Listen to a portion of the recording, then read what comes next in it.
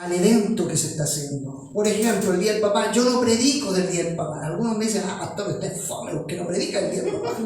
El Día de la Abuelita, no predico del Día de la Abuelita. No predico del Día del Niño, del Perro. No predico de esas cosas. Ni para Navidad predico. El Día de la Independencia, yo escucho varios mensajes para el 18 de septiembre, se predica de la libertad, de la independencia. No soy así. Siempre voy tratando de entregar mensajes de acuerdo a lo que Dios coloca en mi corazón. Pero hoy día va a ser una excepción. Mire, Dios me está cambiando. Hoy día va a ser una excepción. Tampoco voy a predicar de aniversario. Así que no piensa, pastor, va a predicar de aniversario. No. Estábamos viendo el Salmo 119, pero hoy día no lo vamos a ver. Vamos a ver una historia que todos conocemos de memoria. Espero. ¿Ya? Que todos sabemos, pero a la vez, hermano, en esta historia nos vamos a sentir identificados. Lo que éramos antes, porque vamos a ver esta historia, lo que sucedió con una persona, y vamos a decir, así éramos nosotros. Y lo que somos ahora en el Señor. Y si alguien se encuentra en esta condición, en la historia que vamos a ver, es el tiempo de decirle, Señor, aquí está mi corazón, me arrepiento y me vuelvo a ti. Lucas capítulo 15. Y vamos a leer Lucas capítulo 15, versículo 31 y 32. De ahí yo les voy a contar toda la historia, pero vamos a basarlo en Lucas capítulo 15, versículos 31 y 32. El hijo pródigo. ¿Cuál dijo? Lucas capítulo 15, versículos 31 y 32, que son los últimos dos versículos del capítulo 15 de Lucas. ¿Lo tenemos? Entonces lo leemos en el nombre del Padre, del Hijo y del Espíritu Santo. Amén. Él entonces le dijo, hijo, tú siempre estás conmigo y todas mis cosas son tuyas, mas era necesario hacer fiesta y regocijarnos, porque tu hermano era muerto y ha revivido, se había perdido y es hallado. Por eso les decía, nos vamos a ver identificados en la historia del hijo pródigo. Esta es una parábola hermosa que todos la sabemos. Parábola es una enseñanza, hermano, es un estilo narrativo donde se extrae una enseñanza moral, ¿ya? Y es de fácil entendimiento. Por eso el Señor hablaba en parábola. Hemos visto poesía, películas, canciones. De hecho, el día yo me levanté cantando El Milagro de Marcos Vidal. Hace años que no la cantaba, la puse ahí en la tele cantando El Milagro. Anoche estaba cantando Quizás Hoy, que también habla de Ricardo Rodríguez, también habla en referencia al hijo pródigo. Se han hecho cuadros hermosos como el Rembrandt, poesías, películas sobre esta historia. Pero en esta historia, hermanos míos, nosotros nos tenemos que sentir identificados. Parte el capítulo 15 del libro de Lucas presentando la narración de Cristo a los publicanos y a los pecadores. Los publicanos eran personas odiadas por el pueblo de Israel, que eran quienes cobraban el impuesto y colocaban cargas económicas sobre exigentes a los hombres en esos tiempos. Ya los fariseos, otro grupo religioso que también vamos a estar hablando de ellos, que estaban en contra de los pecadores y en contra de quienes realmente no servían a Dios a la manera que ellos lo hacían. Y aquí vemos, hermanos, a Cristo entre los pecadores. Cristo se sentaba a comer, a conversar y a compartir la palabra contra vividores, prostitutas, homosexuales, hombres de baja reputación, hombres impíos, inmorales a la luz del mundo religioso. Con esos hombres el Señor se sentaba a conversar. De hecho, los fariseos a este grupo de hombres les llamaban los impíos. Y mire la idea de impureza de este grupo religioso llamado fariseos. Ellos contrataban a esta gente para servir a su casa. Pero cuando, por ejemplo, vamos a hacer cuenta, a mí me contrataban, yo era para ellos una persona impía, inmoral, inmunda, pero a mí me contrataban para hacer el aseo de la casa, y cuando yo me cansaba y dejaba de hacer el aseo de la casa, ellos tenían la percepción de que la casa pasaba a ser inmunda, porque yo dejaba de hacer el aseo. Por eso los fariseos contrataban a 2 personas. Se cansaba uno, iba el otro y seguía. Se cansaba el otro y volvía de nuevo el primero, cosa que el aseo siempre, o el servicio siempre estuviera constantemente, no se detuviera. Porque para ellos, hermanos, imagínense el concepto que tenían. Dejar de hacer el aseo, dejar de trabajar un momento, era que la casa pasaba a ser impura. Y en esta ocasión, porque el capítulo 15 nos habla de 3 parábolas, en esta ocasión, hermanos, los fariseos comienzan a hablar o a murmurar en contra del Señor, porque el Señor se sentaba a conversar con pecadores. Amén. Pero esto es lo glorioso, porque para esto vino el Señor. Amén. Vino a sentarse, a conversar, a predicar, a hablar, no con los sanos, sino con los enfermos. Por eso se sienta a conversar con nosotros, por eso nos busca, porque nosotros somos pecadores. ¿O hay alguien bueno aquí? ¿No? Ni el perro llamado Dante que tengo es bueno. Nadie es bueno, hermano. Todos de una u otra manera somos malos o pecadores delante del Señor. Y esto es lo glorioso, hermano mío, porque el Señor se acerca a los pecadores. En la primera parábola se puede observar que hay un pastor que pierde una oveja, una escena cotidiana para el mundo israelita. En la segunda parábola hay una mujer que pierde un dracma o pierde una moneda. Y en la tercera parábola es el hijo quien se pierde. En las 3 parábolas hay algo que se pierde. Y que el Señor está dispuesto a ir a buscar a aquel que estaba perdido. La historia del hijo pródigo comienza con el padre que tenía 2 hijos. Y de hecho, si tuviera que ponerle un título al mensaje, sería un padre, 3 hijos y una gracia. Porque de eso nos habla la parábola del hijo pródigo, de la gracia y de la misericordia de nuestro Dios. El padre tenía 2 hijos y el menor va y le pide la herencia y el padre se la otorga. Y aquí surge una primera pregunta. ¿Cuándo se entrega la herencia? Cuando los padres mueren. Cuando el padre muere. Pero aquí el papá no ha muerto. Sí, se lo pidió el tío. Aquí el padre está vivo. Cuando la persona deja de fallecer o el dueño de los bienes deja de fallecer, es ahí cuando se entrega la herencia. Pero ¿sabe lo que está hablando esta actitud del hijo? Es que en pocas palabras le está diciendo al padre: no te necesito. Eres un estorbo para mí. No deseo seguir a tu lado. Aborrezco tu paternidad.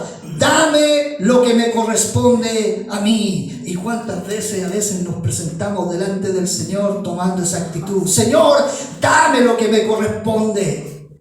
Yo quiero que tú me des lo que me pertenece a mí. Y el Señor, me imagino del cielo diciendo: ¿y qué te pertenece? Si todo es mío, yo lo que doy te lo doy por gracia. El hijo menor prácticamente estaba odiando a su padre.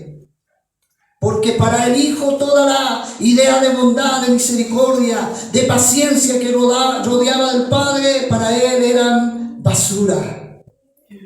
Y el padre accede a esta petición.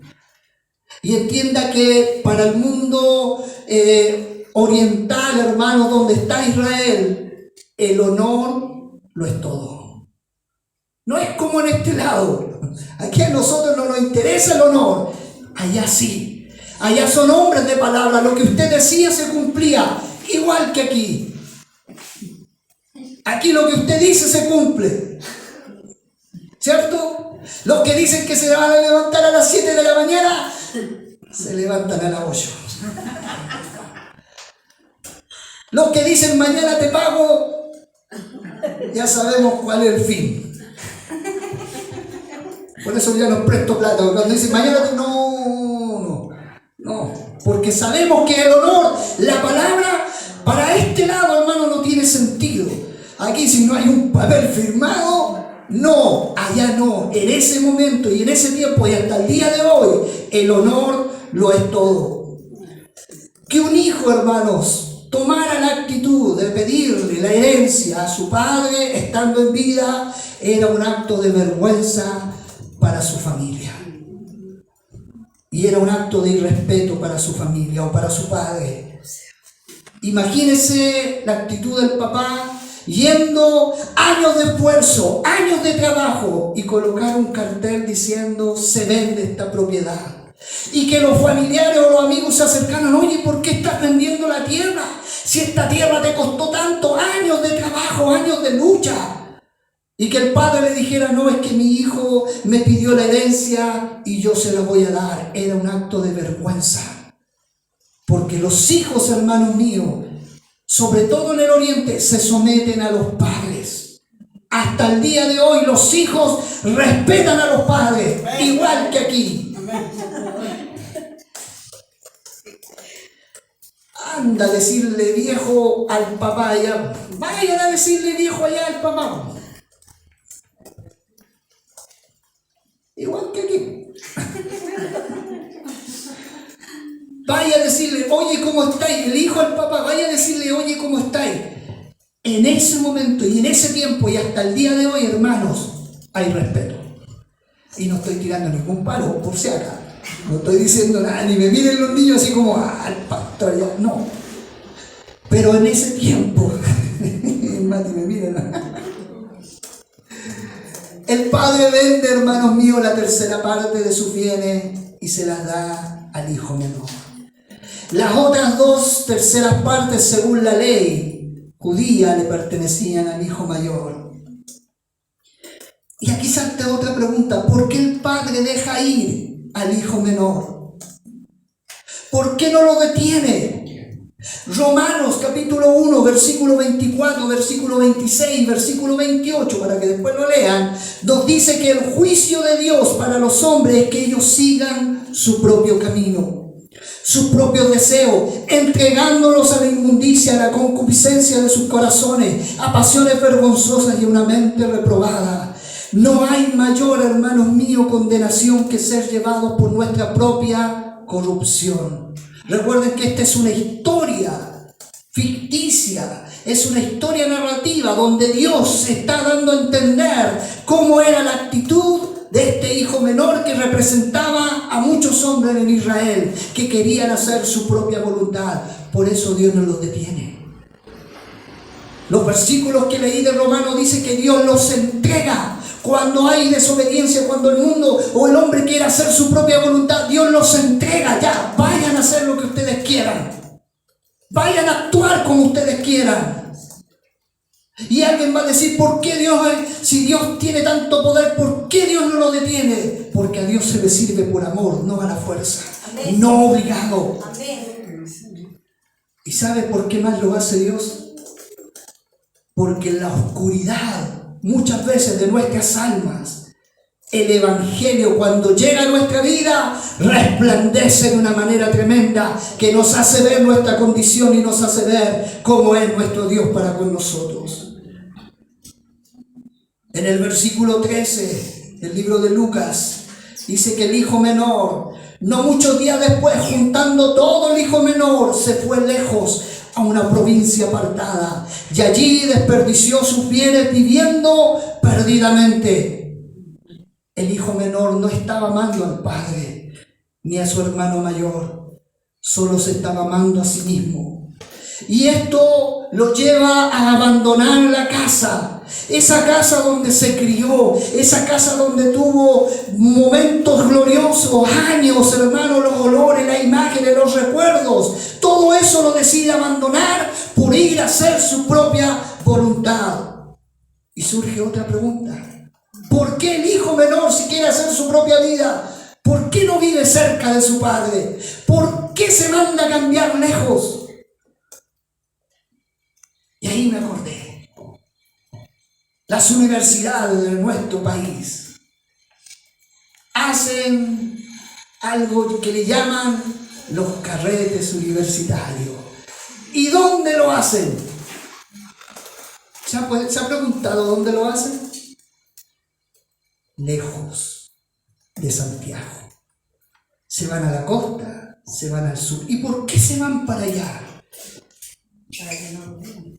Para que los papás no estén pendientes de dónde están. Porque si yo sé que mi hijo está aquí al lado, en un carrete, yo lo voy a ir a vigilar. Yo voy a estar atento a lo que pase.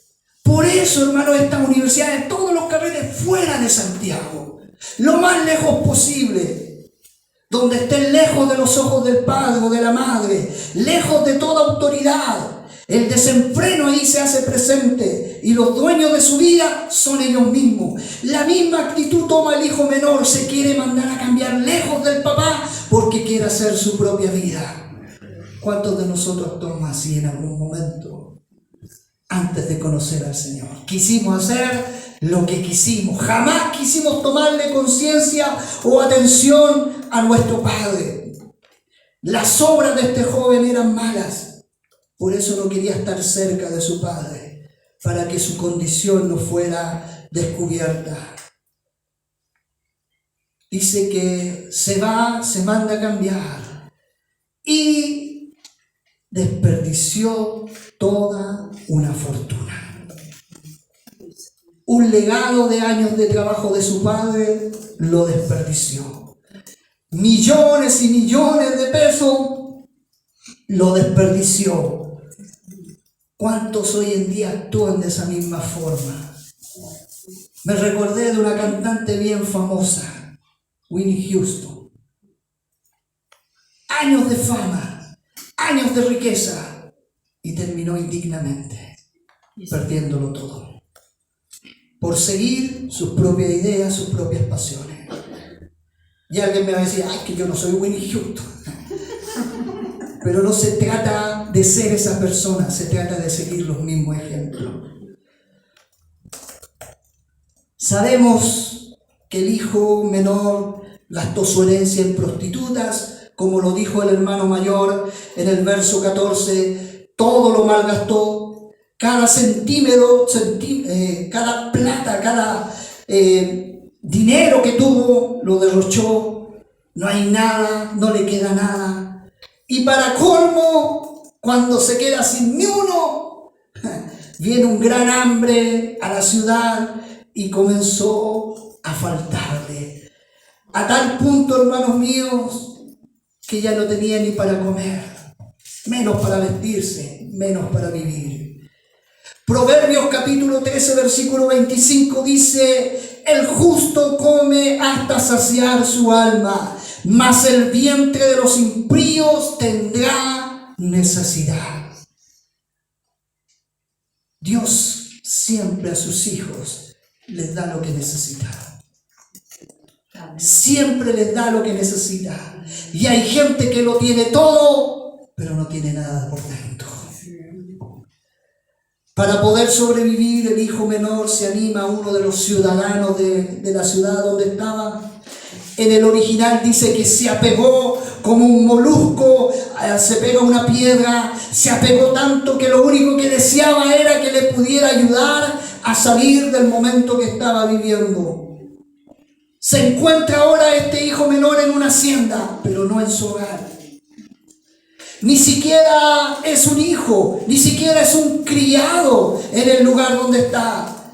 Se le asigna una tarea repugnante para un judío que era criar los cerdos.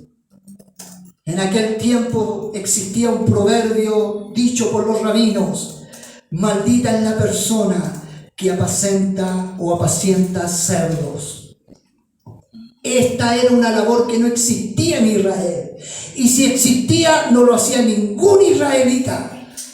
¿Por qué? Porque Dios había designado a los cerdos como animales inmundos. Por eso los israelitas no se acercaban a los cerdos. Pero este hombre, este joven, como no tenía ni uno, no le queda nada más que ir y apacentar o cuidar o criar a los cerdos. El joven deseaba llenar de las algarrobas del que los cerdos consumían, deseaba comer de ese alimento para poder satisfacer su necesidad. Pero aún así no podía ni siquiera acceder a ellas. Aquí hay un detalle importante. Si bien este joven estaba a cargo de cuidar los cerdos, no se le permitía alimentarlos. Y esto nos dice que no poseía ningún momento de confianza de parte de su empleador. Su posición como ser humano llegó a lo más bajo. Cuando alguien se aparta de Dios, o cuando alguien no sirve a Dios, o cuando alguien rechaza a Dios, puede llegar a caer a lo más bajo posible. Y ahí tiene el ser humano matando a otros. Y ahí tiene el ser humano descuartizando a una persona. Eso lo veíamos en México, en los carteles de Sinaloa, lo veíamos en los narcotraficantes conocidos del mundo. Pero hoy día lo estamos viendo en nuestro país, donde los descuartizan, donde les cortan la cabeza. El ser humano, hermano, sin Cristo puede llegar a caer a los pecados más bajos. Y cuando alguien rechaza a Cristo de la misma manera, puede llegar a caer a los pecados más bajos. Perder su honra, perder su honestidad. La posición de este joven había caído a lo más bajo.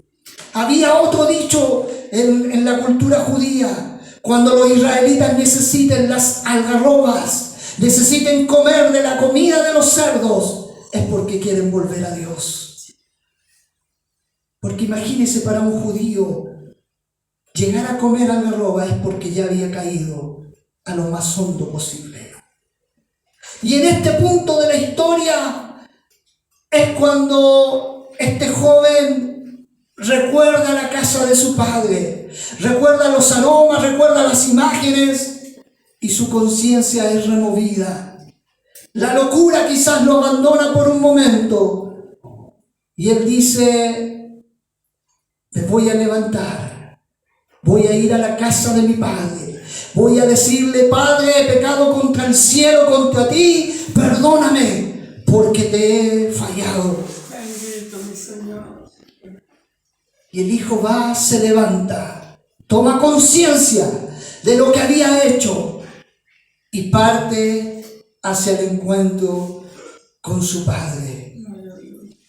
Me recuerda el Salmo 51 del rey David, cuando inicia su petición de oración diciéndole: Señor, perdóname, porque he pecado solo contra ti. Y hermano mío, cuando nuestra dirección vertical está rota, todo lo demás va a estar roto.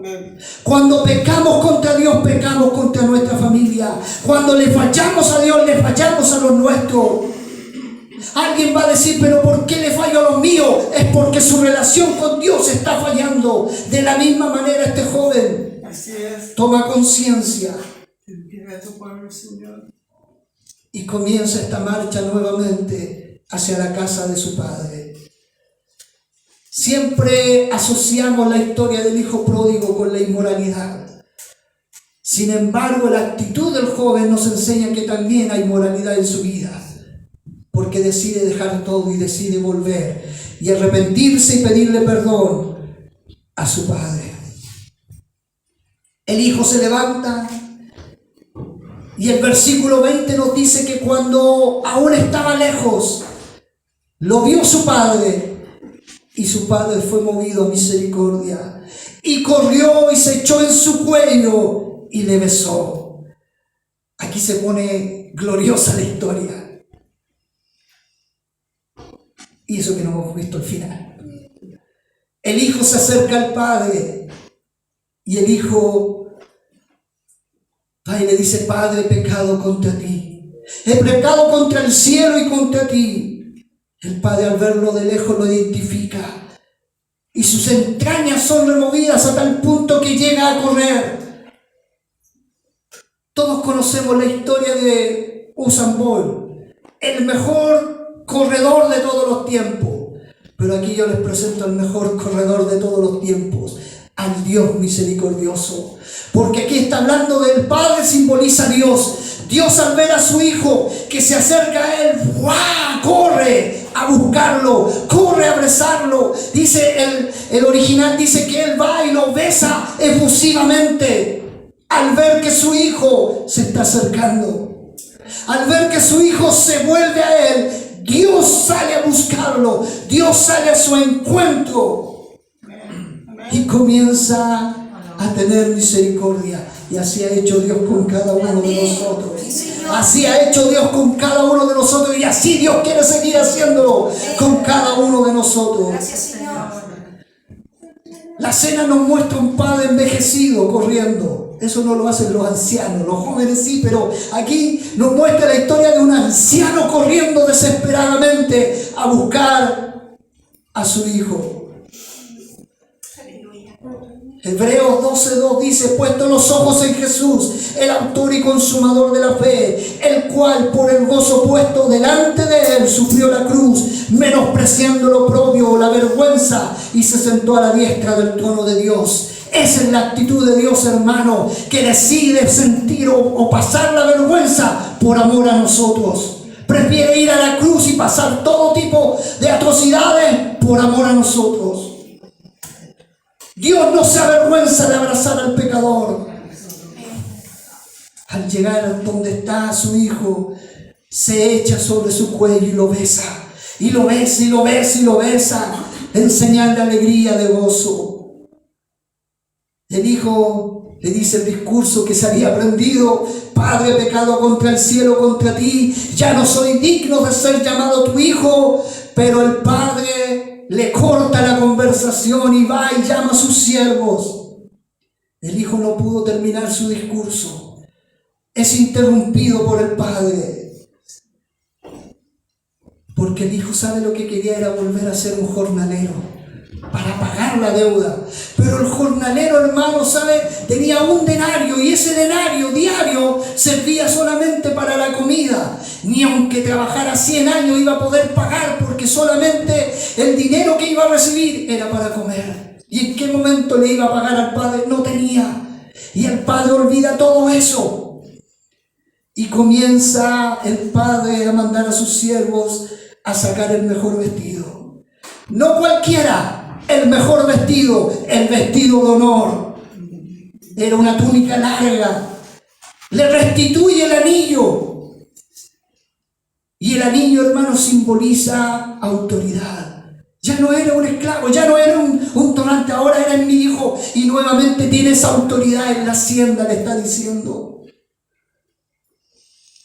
Y más encima, arma una fiesta. El padre arma una fiesta para el hijo menor. El padre manda matar al becerro gordo o más gordo, que solamente se ofrecía en ocasiones especiales. El hijo perdido se va a deleitar con carne en vez de las algarrobas de los cerdos. Y en vez de estar muerto, ha revivido. Ya no está perdido, sino que dice la Escritura: ha sido encontrado. Ahí nos simboliza a usted y me simboliza a mí. Porque en algún momento Dios salió a buscarnos. Salió a nuestro encuentro cuando nos vio muertos en delitos y pecados. Y nos rescató y nos hizo sentar a la mesa. Y nos dio túnica y nos dio anillo. Y hizo matar el becerro más gordo en señal de alegría. En las parábolas anteriores, tanto la oveja como la moneda son inconscientes de que han sido encontradas. El hijo perdido participa de la fiesta. Eso en honor a su regreso. Y la gracia y el perdón que el Padre ha desplegado. Hasta ahí todo glorioso. Pero falta la otra historia, que no es tan gloriosa. Salta la historia del hijo mayor. Y el hijo mayor, hermanos, hace referencia a los líderes, a los maduros. Aquí está haciendo referencia a los fariseos. Quienes los fariseos eran del liderazgo religioso, los que guardaban la ley. Y estos fariseos, como hermanos mayores, añadían más normas para que la gente no pudiera cumplirlas. En vez de llevar a la oveja al redil, a los pies de Cristo, los alejaban con sus normas humanas. Aparece el hijo mayor en escena. Y al igual que el hijo menor, vuelve a la casa. Pero el hijo mayor vuelve después de haber obedecido a su padre. Cuando ya estaba cerca del hogar, se encuentra ante algo nuevo. Hay música, hay danza. El hijo mayor sabía que su padre estaba sufriendo por su hijo menor, pero ahora encuentra música y encuentra danza. Y llama a uno de sus criados y le pregunta qué es lo que está aconteciendo. El criado le dice que su hermano menor ha vuelto y que su padre había hecho una fiesta mandando matar el becerro más gordo. Y aquí viene la actitud de muchos que asisten a la iglesia hoy en día. El versículo 28 dice que el hijo mayor se enoja con el padre. Se enoja porque su hermano ha vuelto y más encima le están haciendo fiesta. El hijo mayor no recibió toda la información. El criado no le contó cómo fue la reconciliación, no le cuenta cómo el padre corrió a buscar a su hijo. No le cuenta lo del beso, del abrazo, de la túnica, del anillo, del calzado, no le cuenta nada de eso, solamente le dice que están matando al becerro más gordo y el hijo mayor se enoja. Y se frustra contra su padre. Dice el texto que el hijo mayor no quiso entrar a la casa. El padre le sale a rogar ahora al hijo mayor: ven, entra, ven a gozarte porque el hijo menor ha vuelto, tu hermano ha vuelto. Pero el hijo mayor se enoja. Se taima. También avergüenza a su padre. Porque cuando se hacía una fiesta no se invitaban solamente a la familia, se invitaban a los amigos, a los vecinos, todos estaban ahí. Imagínense, todos contentos porque el hijo menor ha vuelto y el hijo mayor se taima y no quiere entrar a celebrar. A veces nos comportamos así cuando Dios comienza a obrar o bendecir a un hermano menor. Los hermanos mayores nos creímos superiores, son los que sabemos, los que llevamos tiempo en el Evangelio, y cuando Dios rescata a alguien, lo empezamos a mirar de lejos. Empezamos a tener celos. Ay, ¿por qué Dios lo usa a él? Ay, pastor, ¿por qué no está? No lleva ni un mes, ya está coordinando. Y yo llevo que 3 meses y me tiene ahí en la banca. No, pues ¿cómo es eso? Así son los hermanos mayores que el Señor está reflejando aquí. El hijo mayor le responde al padre: he aquí tantos años te sirvo, no habiéndote desobedecido jamás, y nunca me has dado ni un cabrito para gozarme con mis amigos. Al hijo mayor no le interesaba ni su hermano ni su padre, le interesaba solamente lo que pasaba con él. Porque más encima le dice: no me has dado ni un cabrito para compartir con mis amigos, ni siquiera con mi familia, sino que con los míos. La misma actitud que tenía el hermano menor, la tiene ahora el hermano mayor. El padre le dice: pero hijo, todo lo que tengo aquí es tuyo. Todo lo que me pertenece a ti, te pertenece a ti. Finalmente el padre le dijo: hijo, tú siempre estás conmigo y todas mis cosas son tuyas. Mas era necesario hacer fiesta y regocijarnos, porque tu hermano era muerto y ha revivido, se había perdido y es hallado. Pero el hijo mayor, se enoja, se aira y se molesta. Y aquí viene la lección para nosotros. ¿Qué tiene que ver esta historia con nosotros, con el Evangelio?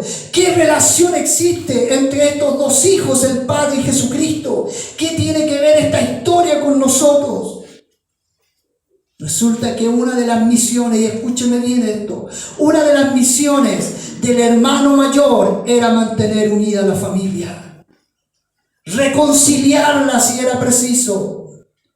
Tenía la responsabilidad de ayudar a sus hermanos menores con ejemplo en servicio y en amor hacia los padres. cosa que a veces hoy día no lo vemos en los hermanos mayores. Los fariseos que representan al hermano mayor nunca fueron ejemplo para los que se venían acercando al Señor. No los guiaban, no buscaban a las ovejas perdidas de Israel, no ligaban a la pierna quebrada, ni fortalecían a la enferma, no iluminaban con la palabra a los perdidos, más bien eran piedra de tropiezo. El Señor dijo en Mateo 9:13, no he venido a llamar justos, sino a pecadores al arrepentimiento. Yo he venido para que tengan vida y para que la tengan en abundancia. El hermano mayor simboliza a los moralistas, a los que se creen superiores, a los que se creen que han alcanzado ya todo en el Señor, a los que miran por el hombro a los demás. No, pues yo llevo años en el Evangelio. Yo no estoy para coordinar ni estoy para estar en la puerta. Yo estoy para estar sentado aquí adelante, detrás del púlpito. Así a veces se consideran los hermanos mayores, siempre despreciando al menor, y el menor queriendo ser como el hermano mayor. Tanto el moralista como el inmoralista, hermano, necesitan salvación y necesitan a Cristo. En Cristo, hermano, es donde el pecador moral e inmoral puede refugiarse, porque Cristo es el Hijo de Dios, es el tercer hijo de esta historia. Él es nuestro hermano mayor, quien se ofreció a sí mismo para reconciliarnos con el Padre. Romanos 5:11 dice, en Él hemos sido o hemos recibido reconciliación. Es el pastor que nos lleva a los pastos del Padre, es la luz que nos encuentra cuando andamos perdidos en nuestra propia oscuridad. Él es quien nos reconcilia con el Padre. Él es nuestro hermano mayor que está pendiente que nuestras vidas puedan acercarse al Señor todos los días. Y ese precio de la reconciliación, hermano, no fue barata. Tuvo un costo. Cosa que los hermanos mayores no quieren pagar el precio. Cristo lo pagó por usted y por mí. ¿Cuál fue el costo? El costo fue la muerte. Le costó su sangre, le costó la cruz, le costó su herencia, le costó la posición en el cielo. Y usted me dice, ¿cuál posición? Él estaba sentado a la diestra de Dios el Padre. Y cuando el Padre dice, necesito a alguien para que vaya a salvar a esto, el Señor saca su corona, saca su túnica, saca todo lo que estaba ahí en su gloria y baja y toma forma de hombre para morir en la cruz por usted y por mí. Claro que le costó sufrimiento, le costó dolor, le costó el desprecio de la gente. Pero ese es nuestro hermano mayor que estaba dispuesto a reconciliarnos con el Señor. El que sea, hermano mío, usted y yo abrazados por Dios, le costó la vida al verdadero Hijo de Dios. El que usted hoy día reciba las túnicas de colores es porque nuestro Señor, hermano, lo desnudaron.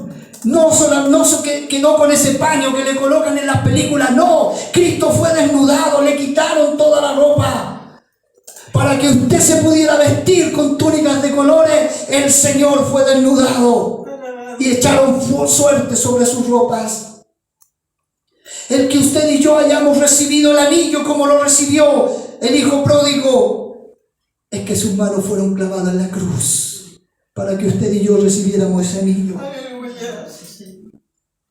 El que usted haya recibido calzado, al hijo pródigo cuando vuelve el padre le da calzado. ¿Y sabe por qué le da calzado? Porque los únicos que andaban descalzos eran los criados, pero el hijo usaba calzado. Y como el padre ama a su hijo, le dice, tú no vas a ser criado, tú vuelves a ser mi hijo, te doy calzado. Eso simboliza, hermanos, que si recibimos calzado en nuestros pies es porque a Cristo le pusieron una corona de espina, lo azotaron y lo alzaron en una cruz por nuestros pecados para que usted y yo pudiéramos vestirnos de gracia y de misericordia. ¿A quién no le gustaría disfrutar del becerro gordo? Yo sé que todos tenemos hambre, Y estamos esperando que llegue luego la torta. ¿A quién no le gustaría disfrutar de un becerro así, de una carne? Gloriosa, ya me dio hasta hambre. El que nosotros disfrutemos del becerro engordado es porque Cristo bebió vinagre y por sobre todas las cosas bebió la copa de la ira de Dios. Amén. Esa copa que era para usted y para mí, Sí, Señor. Él la recibió. Cristo es el primogénito de muchos hermanos, como dice Romanos 8:29. Él nos hizo parte de su herencia. Él dio su vida cuando aún éramos débiles para que seamos transformados en su imagen y ser imitadores suyos. Esa es la gracia del Señor. Esa es la gracia de Dios, hermanos, que no mereciendo nada, lo dio todo Así es. por amor. Santo, santo, santo. ¿Qué lecciones podemos aprender de esta parábola? Poderoso es su nombre. La primera es que el ser humano se puede perder de diferentes formas. En una vida inmoral, como lo fue el hijo menor, o en una vida moral, como lo fue el hermano mayor. Porque no se trata de ser moral o inmoral, se trata de servir al Señor de corazón. Porque usted puede decir, yo soy moralista, yo no hago ningún mal. Yo no miento, yo no fumo, yo no tomo, yo voy a la iglesia, hago las oraciones que me dicen que tengo que hacer, leo la escritura, pero si no amas a Dios de corazón, no te sirve. Amén. Escúcheme, no le sirve. Ay, que yo no he hecho grosería, entonces el Señor me ama. No, si no se trata de eso. Se trata de amar al Señor con todo el corazón. Amén. Cuando estudiamos Juan, el Evangelio de Juan, ahí en el capítulo 6, vimos que todas las personas seguían a Jesús, solo anhelaban la comida que Él les daba, pero no le amaban a Cristo. No, yo sigo a Cristo, pero por lo que me da. Yo sigo a Cristo esperando que responda mi petición. No, puedes ser moralista o puedes ser inmoral, pero te puedes perder de la misma forma. La única manera de ser salvos es derramando nuestro corazón delante del Señor. La segunda lección que podemos aprender es que hay que tener un verdadero concepto de la gracia y del Evangelio del Señor. No somos salvos por nuestra obediencia, porque nadie es obediente. Levánteme la mano alguno que es obediente. Levante la mano los que son desobedientes. Levántela nomás con confianza, así como están como tímidos. Si somos desobedientes. Ay, así como, no, levántela, somos desobedientes. No somos aceptados ante el Señor por nuestra obediencia. Somos aceptados por medio de Cristo, de la obra de Cristo y del sacrificio de Cristo. Y una vez que recibimos a Cristo, es que nos volvemos obedientes para darle gloria y honra solamente a Él. Podemos deleitarnos en su palabra. ¿Sabe por qué nos podemos deleitar? Porque nuestro corazón ha sido transformado. El Evangelio consiste en depositar nuestra fe en la obra de Jesucristo, quien pagó el precio por nuestros pecados. Solamente por la gracia de Dios es que hoy día estamos de pie.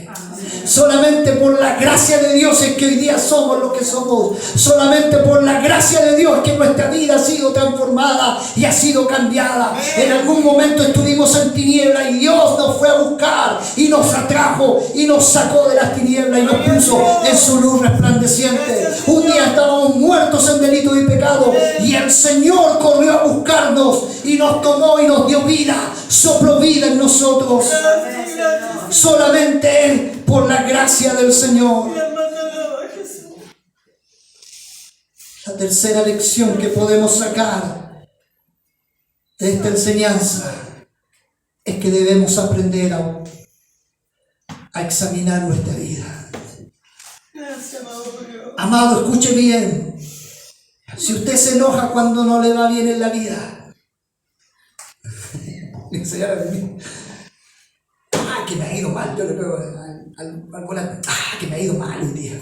Si nos enojamos, hermanos, porque no nos va bien en la vida, si reclamamos constantemente a Dios porque no nos bendice, Si constantemente le estamos diciendo, Señor, si mira, si él es pecador, está siendo bendecido materialmente, y yo que soy tu hijo me tratas así, es porque no hemos entendido nada, hermanos, del Evangelio. Así es, Señor.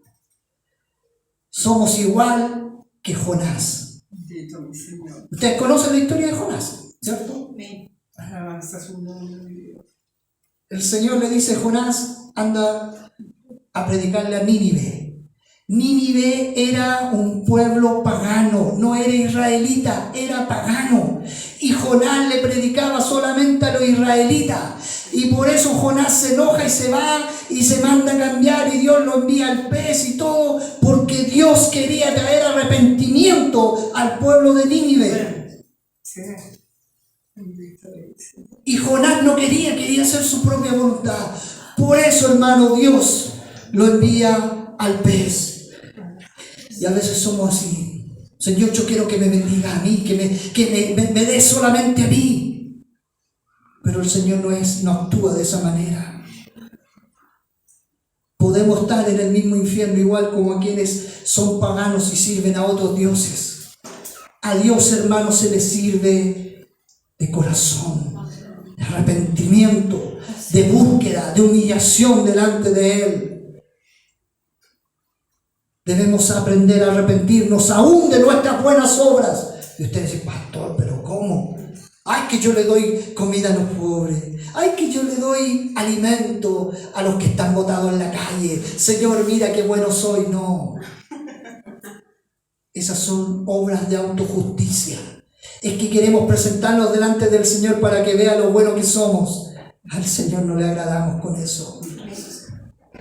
Al Señor, y no estoy diciendo que no le vaya a dar de comer. Entonces me decía, el pastor está diciendo que no hay que darle de comer. No, es como lo hacemos. Si usted lo va a hacer es porque hay amor de Dios en su vida y usted lo hace. Pero si usted lo va a hacer para ganarse el favor de Dios, Dios no lo va a aceptar. Por eso debemos aprender a arrepentirnos aún de nuestras buenas obras, que no son para la gloria de Dios. La cuarta enseñanza que podemos sacar es que debemos experimentar gozo continuo en nuestras vidas por la salvación que Dios nos ha dado y por la salvación de nuestros hermanos. ¿Usted se goza porque Dios ha salvado a su hermano? ¿Está seguro que se goza? La fuente de nuestro gozo, hermano, es Dios, su perdón y su gracia. Y estos elementos no cambian, no son invariables. Si son salvos nuestros hermanos, no son por nuestros logros. Es sencillamente por la misericordia de Dios. Ezequiel 18, todo el capítulo nos enseña que Dios desea que el impío no muera, sino que al contrario, que se arrepienta. Las tres parábolas, hermanos míos, de la oveja perdida, de la moneda perdida y del hijo perdido, nos indican que la fuente del gozo no proviene de los pecadores mismos, sino que dice que hay gozo cuando a un pecador se arrepiente. Cuando un pecador reconoce su condición y se da vuelta al pecado y corre a los brazos del Padre, ahí hay gozo, y ahí debe haber gozo en las iglesias de igual manera. Sofonías 3:17 dice: Jehová está en medio de ti, poderoso, Él salvará, se gozará sobre ti con alegría, callará de amor, se regocijará sobre ti con cánticos. Dios mismo, los ángeles, todo el cielo celebra cuando un pecador se arrepiente, y a veces ahí estamos nosotros enojados. Ya, ¿por qué se arrepintió este? No, si este lo conozco. No, ¿qué fútbol en la iglesia? No, Señor, este familiar mío, llévatelo para otro lado, no lo traigas para acá. Pero nos dice que la Escritura que en el cielo hay gozo, hay alegría, porque se arrepintió y yo estoy amargado. Lo he escuchado, no de aquí, de otro lado. Señor, salva a mi familia, pero llévatelo a otro lado. No lo traigas a mi iglesia, por favor, Señor. Lo he escuchado. Vuelvo a decir, no de aquí, de otro lado. Cuando en nosotros tiene que haber gozo, alegría, porque uno de los nuestros se arrepintió, porque uno volvió al camino, al redil del Señor. Pero ahí estamos amarrados. ¿Para qué lo traje a la iglesia? ¿Para qué lo invité? No, si yo lo conozco, no, Dios mío, este jugoso. O queda él o me voy yo. Y empezamos. Pero en el cielo hay gozo, en el cielo hay alegría. Y en nosotros debe estar la misma actitud, hermano. Por eso es necesario juntarnos, por eso es necesario que estemos en la iglesia, para que podamos gozarnos cuando nos vemos, cuando vemos a mi hermano llegar. Gloria a Dios porque llegó. Venimos a hablar, venimos a exaltar al Señor. Gloria a Dios. Y el último ejemplo que podemos sacar Santo es su nombre, Señor. es que debemos ser imitadores de nuestro hermano mayor. Cristo es nuestro hermano mayor, el verdadero José de la historia, que vino a reconciliarnos con el Padre. ¿Sabe cuál es la misión de usted? ¿Sabe cuál es la misión de la iglesia? Si no la sabe, 2 Corintios capítulo 5, versículos 18 y 19 dice: y todo esto proviene de Dios, quien nos reconcilió consigo mismo por Cristo y nos dio el ministerio de la reconciliación, que Dios estaba en Cristo reconciliando consigo al mundo, no tomándole en cuenta a los hombres sus pecados, y nos encargó a nosotros la palabra de la reconciliación. Gloria a Dios. Nosotros ahora, hermanos creyentes, Gracias, Señor. tenemos la misión de traer a nuestros hermanos menores por medio de Cristo. Y cuando hablo de hermanos menores, son aquellos débiles, son aquellos que se escapan, son aquellos que se arrancan o se van nuevamente al mundo. Es nuestra labor ir y hablarles. Amén. Es nuestra labor ir y tratar de que se reconcilien nuevamente con Dios. Así sea, Señor. Decirles que en la casa de nuestro Padre hay moradas también para ellos, para que alcancen la salvación. ¿Se siente identificado con el hijo pródigo? ¿O se siente identificado con el hijo mayor? Es mejor ser identificados con el hijo pródigo, que en algún momento lo perdimos, pero volvimos al Señor. No seamos como este hermano mayor, hermanos míos, que a pesar de que tenía todo, había rencor, había rabia, había amargura, en vez de haber gozo, porque su hermano menor volvió a los caminos del Señor. Termino con este texto, porque a lo mejor usted todavía sigue siendo un hijo pródigo, porque a lo mejor hay muchos que están siendo hijos pródigos y necesitan volver al Señor. Para eso está usted y tú y yo, para que el ministerio de la reconciliación se vuelva a ser presente. Vengan todos los que estén cansados y cargados, dice el Señor, que Él nos hará descansar. Él nos llevará sobre sus hombros de regreso a la casa del Padre. Él nos va a curar y celebremos eternamente su obra. ¿Está cansado? ¿Está cargado? Venga el Señor, que Él lo va a hacer descansar. ¿Está angustiado? ¿Está desolado? Venga el Señor, que Él va a tratar con su corazón. Es el momento ahora de volvernos. Es el momento de decir como el hijo pródigo: ahora iré a la casa de mi Padre y le diré: he pecado contra el cielo y contra ti, y me arrepiento y me vuelvo a ti. Y el Padre no lo va a rechazar. Ni por muy jugoso que hayamos sido, el Señor no nos va a rechazar. El Señor no nos va a decir: aquí viene de nuevo, le voy a cerrar la puerta, como algunos piensan hacerlo. No, el Señor no va a hacer eso. El Señor va a decir: ven, hijo mío, aquí están las puertas abiertas, te amo. Y va a abrazarnos y va a correr a besarnos y amarnos como Él solamente lo sabe hacer. Si usted se sintió en algún momento como el hijo pródigo, dígale: gracias, Señor, porque saliste a mi encuentro. Si el Señor todavía no sale a su encuentro, dígale: Señor, sale a mi encuentro porque necesito de ti. ¿Dónde más podré estar mejor si no es en tu presencia? Y si se ha considerado como el hijo mayor, ese hermano mayor que siempre miró en menos al menor, pídale perdón al Señor. Cierre sus ojos, hermano mío.